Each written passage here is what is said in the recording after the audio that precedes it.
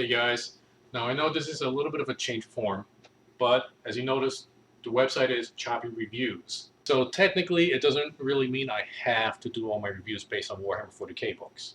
Although I will try my best to do all my Sunday posts based on Warhammer 40k reviews.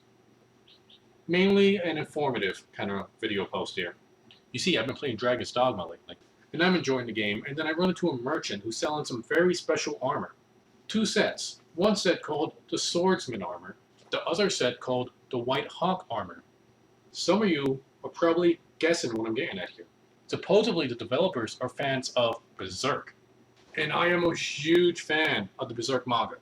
You see, I got like the manga series right here. I even got the box set DVD collection.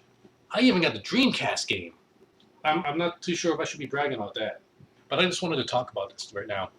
In 1988, Kotaro Mora created the Berserk prototype. In 1990, he released the first volume of the Berserk manga, but it wasn't until a year later when he released the story arc, The Golden Age, that the Berserk series really boomed in popularity. Recently, a Berserk movie came out, I believe it's called Berserk Golden Age, and it seems like they're trying to reboot the animated series. Although I did like this series, a lot of people were kind of upset with it, because it didn't really get everything else in the manga and then they changed some stuff. But come on guys, have you read this manga? Did you really expect for them to put everything in the anime? They had to make cuts. And I hate to say it, I love the manga. But man, there's a lot of filler in there. Okay, I know you could rage against me all you want, but seriously, a lot of the evil characters or enemies or protagonists or whatever, they're kind of there just so they could quickly die, and they're not really built up on, and it's just to pad out the series. But that's just a small part of the series. Really, overall, I love this series. For any of you who don't know anything about the Berserk manga, I'm just going to do a quick little recap for you. Now, Guts, who's the main hero of this manga, he's a mercenary that fights massive demon monsters. And while it starts off basic enough, nothing too interesting happening, like, okay, yeah, he's killing demons, but you see that in a lot of places. That's not where the manga really takes off. Where the series really grabs you is when they start doing the flashback. Now, Guts, he is trying to kill, like, the king of the demons, and that is his main quest. But at some point, he actually sees the king of the demons, and you don't know why he hates him. You don't know why he's after him. And then they go into a flashback, which this entire series is that flashback. Like, I started off with the entire series starting from 1, but then I lent it to my little brother, and then I moved to Arizona, and I tried to get it back from him, but he claims that he bought them, and those are his and not mine. And I know you're watching. I know those are mine, and I'm going to come and get them. But anyway, in this flashback, you see what Guts has gone through his entire life as a child. In fact, he was born from a dead woman. It makes sense when you read it. And ever since then, he was considered a cursed child. And his entire life revolved around fighting with this mercenary band and killing people. But of course, things go bad. You know, assuming him being in a mercenary army as a child was good. And anyway, things just get even worse. He runs away, becomes a sellsword, wins a whole bunch of battles, eventually hooks up with this mercenary band called the Band of the Hawk, led by Griffin. And Griffin was this very charismatic leader. Guts didn't like him from the get-go. Eventually they became bros. And it'll be really hard for me to do this series any bit of justice with the short amount of time I have. Griffin and the entire Band of the Hawk gained so much prestige throughout the battles. Oh yeah, they're actually fighting in the 100-Year War. And if you're not sure what that is, look it up on Wikipedia. And for a long time, you forget there's even supernatural stuff inside this series. And you even forget it's a flashback. But then once in a while, something will just remind you, it's like, BAM! Supernatural stuff going on.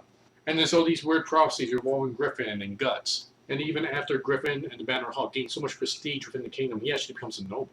And Guts, he actually grows to really admire Griffin. And at some point, he actually wants to become Griffin's equal. And at that point, he tries to lead the Band of the Hawk to try to do his own thing.